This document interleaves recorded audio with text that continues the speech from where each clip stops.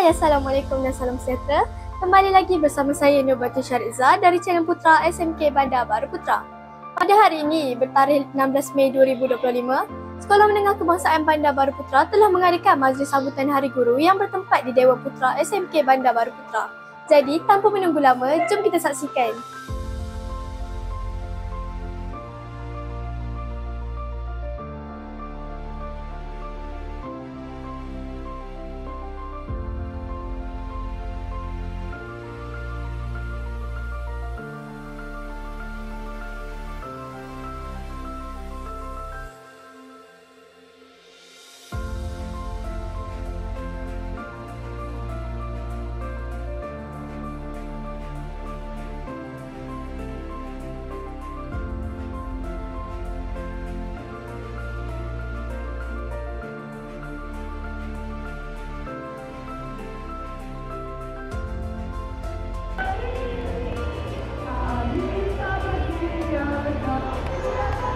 Dengan tinggi bergerak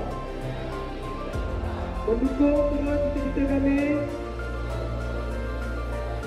terhadap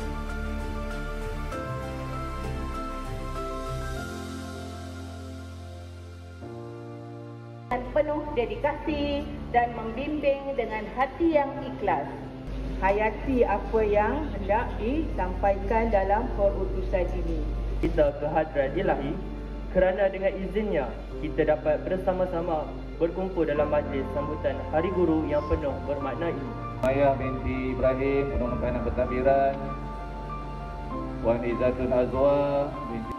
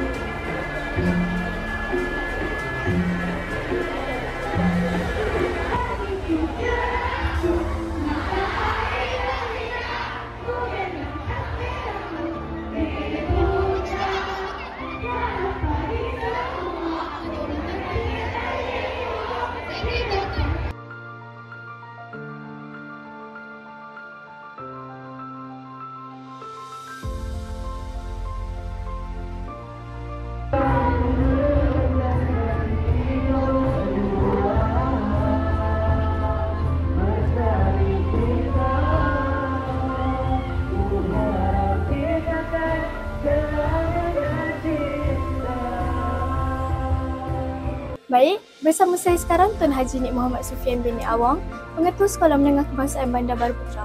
Assalamualaikum Tuan. Waalaikumsalam warahmatullahi wabarakatuh. Boleh saya tanya beberapa soalan? Baik, okey, silakan. Apakah perasaan Tuan apabila diraikan dalam majlis sambutan Hari Guru pada tahun ini? Baik, okey. Terima kasih kepada Ariana Batrisha dan juga channel Putra SMK Bandar Baru Putra.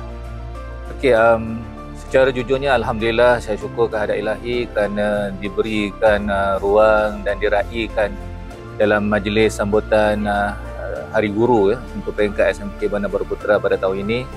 Dan sesungguhnya kita amat rasa bertuah kerana sememangnya bila menjadi guru ini adalah suatu perkara yang kita katakan bidang yang amat mencabar, telah lagi untuk tahun-tahun yang kebelakangan ini.